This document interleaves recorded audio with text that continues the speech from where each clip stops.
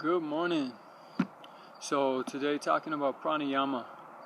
Pranayama, prana, energy, yama, um, control or restraint. So pranayama usually gets translated as breath control. And the pranayama practices that we do in our sadhana are often breath control practices. And so we practice controlling or directing the quality and the flow of the breath, allowing the breath to become very steady. But prana isn't really just the breath. The breath is prana, but prana is not limited to breath. And so prana is energy. Prana, constantly moving. And so pranayama practices are practices which help us to tap into this underlying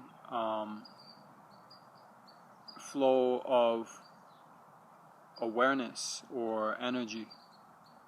And so pranayama is the ability to direct your energy, to direct the flow of energy, to direct the flow of awareness.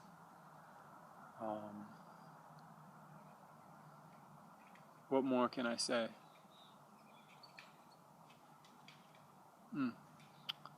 So pranayama, when it's true, pranayama is a spontaneous thing. We can practice pranayama and we can do pranayama exercises, but pranayama, like ujjayi, happens spontaneously.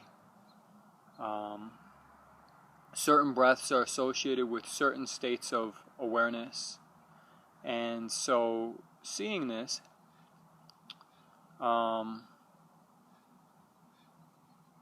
practitioners would take breaths that they experienced in these certain states of awareness and then prescribe them and say, look, if you breathe like this, maybe this will bring you to this awareness.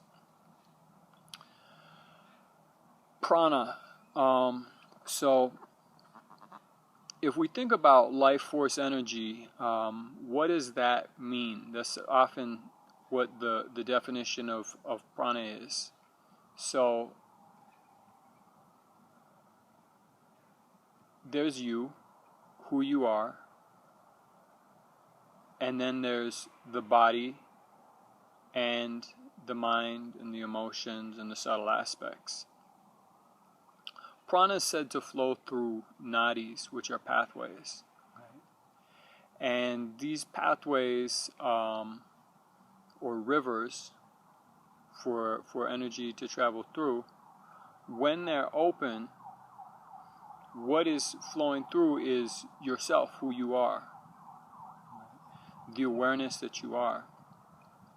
Now, nadis can become constricted based on the way that we hold our subtle energy. So if we grip against sat, or the truth of being, if we resist the flow, the way things are, the prana, that everything is constantly changing, constantly unfolding, then what happens is that these nadis become constricted, and the awareness of yourself can't flow through the body, the mind, all these things effortlessly. And so the primary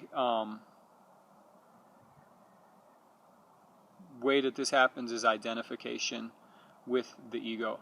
So I think I am this, or I am that, or I am this story that I tell about the world. Right? And when that's not aligned with the truth, it makes it very difficult for energy to flow through.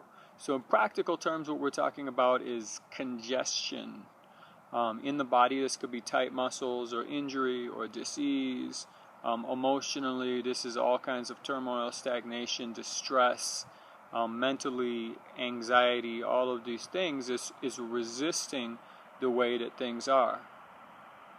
And so while we can start becoming aware of this energy, pranayama, with breath exercise on a deeper level, as we start to become aware of prana, and as we start to become aware of how yourself or who you are flows through your manifest aspects, then we have the opportunity to start to relax the nadis, to cease to grip, to become a conduit for yourself to flow through. So it's a little bit about pranayama, and I feel that there's more, and we'll probably touch back on this topic again and again in the future. But any questions, email me. Namaste.